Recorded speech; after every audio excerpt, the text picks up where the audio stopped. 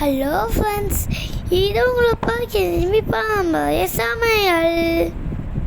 இன்னைக்கு பார்க்க போது ஒரு பிரேக்ஃபாஸ்ட் தான், ஹெல்த்தியான பிரேக்ஃபாஸ்ட்டு. அது என்ன தெரியுமா? வெந்தய தேங்காய் பால் கஞ்சி.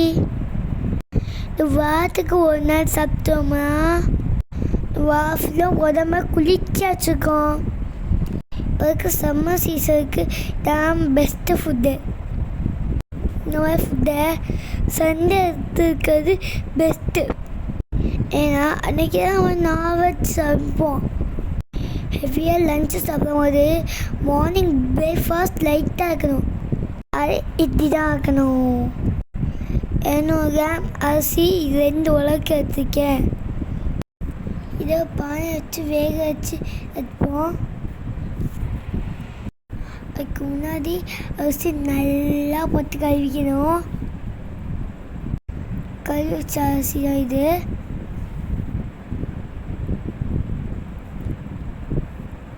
இந்த உப்பு போட்டு வேக வைக்கவும்.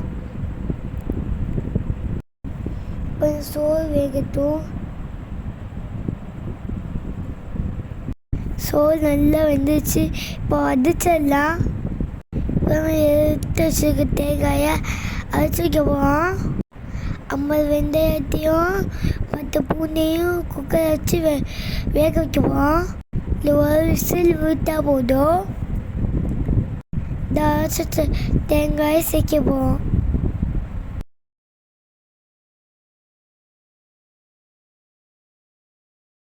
இந்த ரைஸ் புழுங்க அரிசி.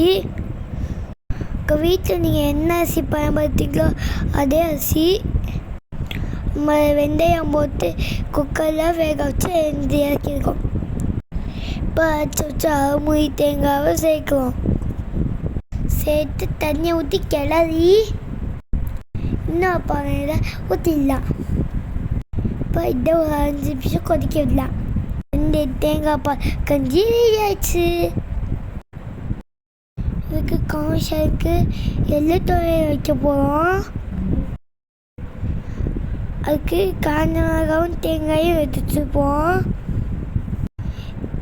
அதோட 4 பூண்டு, எலுமிச்சை சைஸில் ஒரு புளி, இதோ தேங்காய் சில்லையும் வச்சு அரைச்சி எடுக்க போகிறோம்.